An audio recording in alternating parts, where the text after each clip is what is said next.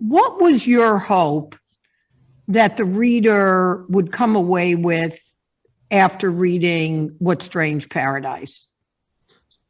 That's a very good question. I used to be much more certain of my answer. When I wrote my first novel, when I wrote American War, I thought that the trick I was employing, Jorge Luis Borges once called all literature tricks, and no matter how clever your tricks are, they always get discovered. I thought my tricks weren't particularly clever. I thought the thing I was trying to do, the kind of inversion, was sort of pretty straightforward. And then the book comes out 4 months into the Trump administration and is universally read in an entirely different way than what I intended. And I thought for sure this wouldn't be the case with What Strange Paradise. And then the first 4 people to read the manuscript had 4 entirely different interpretations of what was going on in this book. So that's when I knew that things weren't exactly going to go my way on this one either. A lot of the book, in terms of my thesis statement, I guess, a lot of the book was about writing against the privilege of instantaneous forgetting. This notion that it is good enough to be outraged about an injustice one day and then tomorrow move on to be outraged about the next one, and so on and so forth. And I wanted to do the opposite of that. I wanted to dwell. I wanted to give the reader no choice but to keep looking. And the other thing I wanted to do is sort of have a confrontation with a particular definition of hope, a very privileged definition of hope that demands that everything work out in the end, regardless of what's done or not done to make that happen. And so what I was hoping was that it would sort of take a particular kind of reader and shake them out of those two positions, if only for the duration of however long it took to read the book. Beyond that, I honestly have no expectations. I don't feel any obligation either. I mean, the thing about books is that they outlive you. And if it's going to outlive me, it should have as many different lives as possible. So beyond those two things, I have no expectation for what the reader does with it or makes of it. But you know what it made me think about, you are a journalist. You've done reporting in war zones in the Middle East. And it seems to me that when you're writing as a journalist, there is the overt opportunity to change the dialogue, to inform policy changes, that it's its purpose. Yet I think we underestimate that fiction more indirectly can have that role. When you think about writing as a novelist versus a journalist, how do you think about the writer's role? Do you think about the difference of the impact on the reader or conversation at large? Yeah, absolutely. I mean, they have very different average lifespans. You know, when I was a journalist for 10 years, and the average lifespan of a story, it looks something like this, right? It comes out, and then the next day it has all the impact it's ever going to have. And then 2 days later, as the saying goes, they're wrapping fish with it. Whereas with novels, and again, I haven't sold, Harry Potter numbers or anything like that. Well, you will. When we're done, Omar, don't worry. It'll be in the Harry Potter range. After the mandatory What Strange Paradise exactly 2022. Exactly. But I mean, the American War and What Strange Paradise, neither of them had these incredible spikes or anything like that, but they sort of just keep moving along for years and years and years. In the case of American War, I don't know what's going to happen with What Strange Paradise, but I suspect something similar. And that's a different kind of effect. And so, with nonfiction, this is a huge overgeneralization, but with nonfiction, the thing I'm getting from it is more instantaneous and overt. The other day I read Midnight in Chernobyl. I now know that during the worst of the meltdown, the core reactor was the same temperature as the surface of the sun. It's 5,000 degrees. And I can now use that at cocktail parties, and it makes me sound well informed and all the rest of it. It took me years and years and years to figure out what Song of Solomon was teaching me about names and the power of names, and names that are given to you or imposed on you versus names that you give yourself.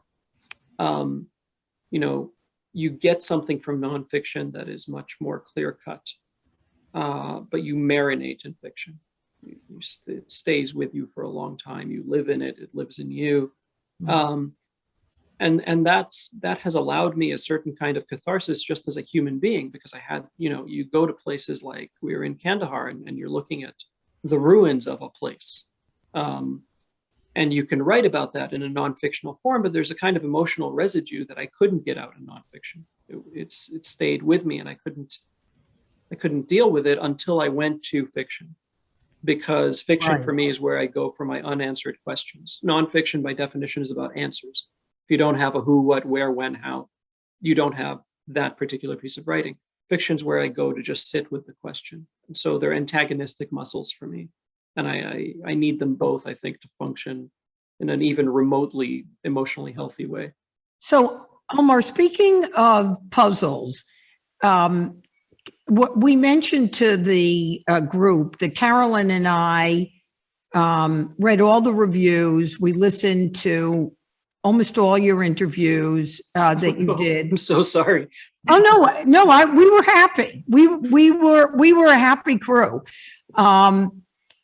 and we didn't see any questions or puzzlement about the ending. So either Carolyn and I decided that we're idiots and the ending is clear, and the fact that we have 3 different interpretations of the ending is more about us than the book. So since everybody here has read the book, there's no spoiler alerts. What was the intention of that very last paragraph? So the thing you just said about like what it says about the person has been true throughout since the book was published. All of the most complimentary and most critical emails I've gotten about this book have all been about the ending, and it has made some people really angry, and rightly so. Why? For lack of Yeah. I think some people some people didn't understand what it is I was trying to do, which again is not their fault. It's not because I'm some kind of misunderstood literary genius. It's just it's sort of One of your tricks, Omar. It's tricks, right? So the book steals from a lot of places. It steals from the Apocrypha, the Book of Nicodemus in particular, the Odyssey, Paradise Lost. There's a lot of places where and the structure of the book is such that none of this stuff is particularly overt. It all sort of sits beneath the surface, and unless you're really looking for it, it doesn't scream itself out at you. The 2 places where it steals the most from are on the epigraphs page. Peter Pan is one of the epigraphs, and the other one is a short story called An Occurrence at Owl Creek Bridge. And anyone who is familiar with An Occurrence at Owl Creek Bridge knows off the bat how this novel is going to be structured, how the narrative is going to be structured. So for those of you who haven't read this short story, it's a Civil War era story. And there's this farmer who's about to be executed by soldiers. They're about to push him off a bridge. He's got the rope around his neck, the noose around his neck. And they push him off, and he falls, and the rope snaps, and he falls into the water. And the rest of the story up until the final paragraph is just him trying to get away from these soldiers. He's running through and blah, blah, blah. And then he gets to the very end, he's finally gotten away. And I won't tell you exactly what the last paragraph is, but he feels a little pain in his neck. And so, anyway, so some people, so I had a meeting with Margaret Atwood of all people. We were doing an event together. I don't know why she chose me, but she did. And we were That's because she knows everybody's going to be buying your book, Omar. I believe the opposite of that is true. I think she just felt sorry for me and thought nobody was going to buy the book. And she had read What Strange Paradise, and as soon as she got to the epigraphs page, she was like, "Oh, I know what he's going to do." And she said, "Don't think that's slipped by me." And I said, "No, it slipped by my editors. It's not going to slip by you." I was trying. It was that thing again about sort of the confrontation with hope and the default privilege of assuming that everything's going to work out in the end. and I wanted to attack that. And the only thing I knew when I started writing the book was I knew what my opening paragraph was going to be, and I knew what my closing paragraph was going to be. I knew nothing about everything in between. That said, I have had so many different interpretations that have almost nothing to do with my. There was one person who wrote me an email saying, it was so nice of you to end this story with the image of that person lifting the necklace out of the way so that he could help this child up and rescue him. I thought, really? That is, and again, I don't want to be critical. I mean, that. Well, I would. But it says something about that person's like moral orientation in the world. Yeah. Right? Like, it confused the hell out of me, but it was, I mean, including one of the people who blurbed the book, one of the writers who I admire greatly. I read the blurb and I thought, thank you so much. This is so generous. I don't know what book you read. It was an entirely different assessment. And that used to make me really uncomfortable when I was younger. It used to make me really angry because I intended this one thing, and why won't they read it the way I intended it? And now it's a much more comforting thing for me. So, Omar, I will give you, at the risk of being put in that pot with the person who thought the guy was moving the locket over to be sweet.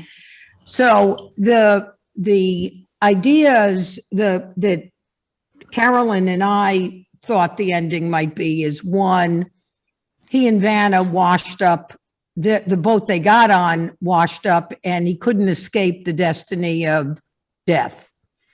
And the other was that it was all a fable. And Amir died at the outset.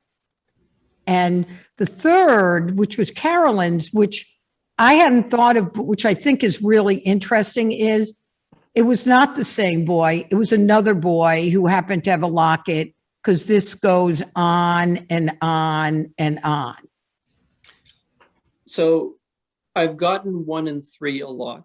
And I think 3 is a better interpretation. I intended 2, but I think 3, since I've gotten it, has made me think about the book in an entirely different way.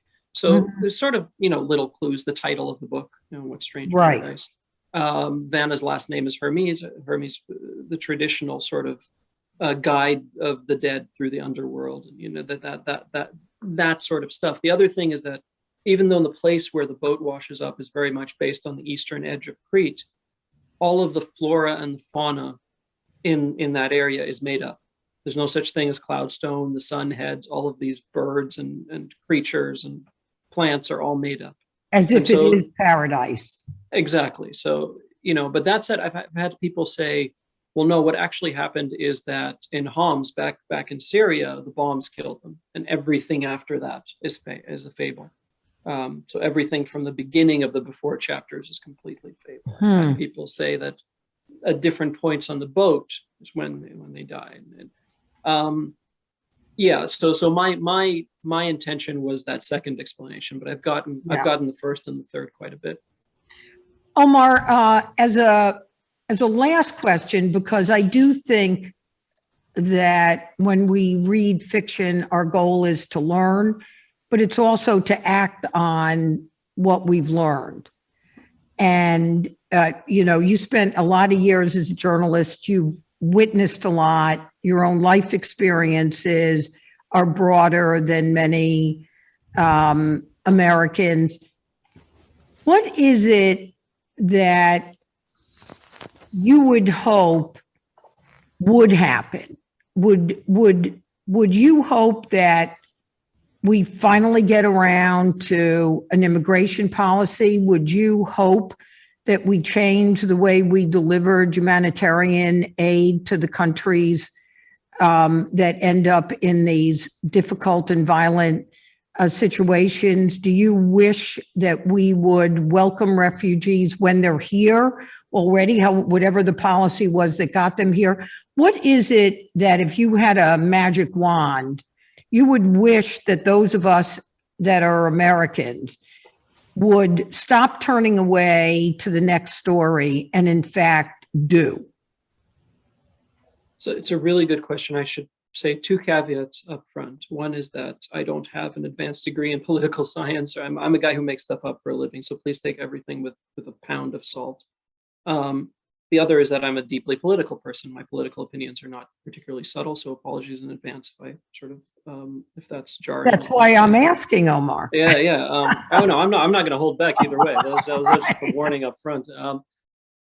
I think that I was recently reading this book called Wildland by Evan Osnos. Oh, I interviewed him for my podcast.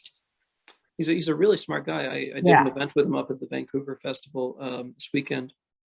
And one of the places in which that book takes place is Greenwich, Connecticut, which is the hedge fund capital of America. It's where all these super, super rich hedge fund managers live in giant gated complexes, exactly the sort of thing you would expect. And he was talking at one point in that book about how they can go out and have these charity dinners and raise $1 million in a night because everybody's feeling very charitable. And one of the people he talks to says, you need to make that distinction. These people love charity, but they're terrified of justice because justice forces them to take a side.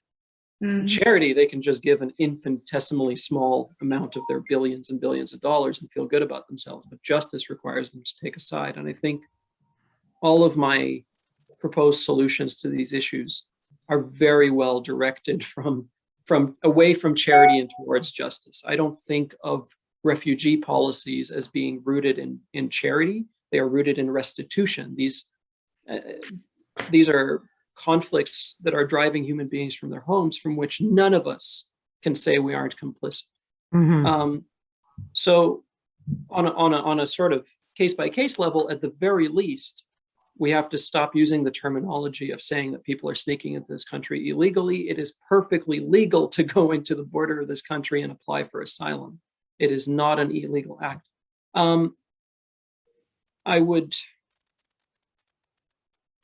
It sounds completely tangential and not at all related. But the first thing if I was seriously concerned with not only the current, what they call the refugee crisis, but with the actual crisis that is coming in the next few decades, the first thing I would do as a piece of policy is try to phase out fossil fuel infrastructure to the best of my ability.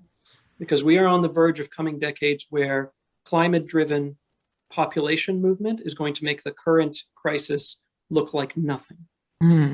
But that's a very difficult thing to sell politically for a variety of reasons, one of which being that it sounds like it has nothing to do with the problem, but it absolutely does. And so those specific policies aside, those are the two things I look at.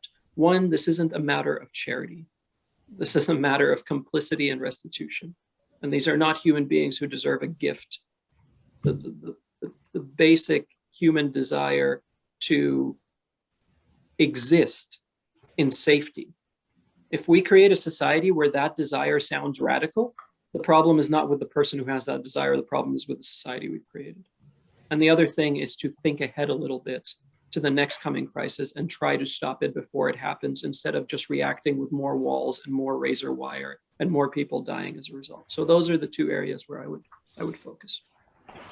Well, Omar, I am enormously grateful on behalf of BookHampton and RJ Joya and Carolyn and our guests for you taking the time. But the other, I would say, is, there's a quote from Calvino that the definition of a classic is where the writing resides in the unconscious of your mind, but rearranges your brain. And I think American War did that. And I certainly think What a Strange Paradise does that. And it's why people like Carolyn and I are booksellers, so we can put these books in other people's hands. So thank you for writing the book. And thank you for joining us this afternoon. Thank you. It was my pleasure. I really, really appreciate it.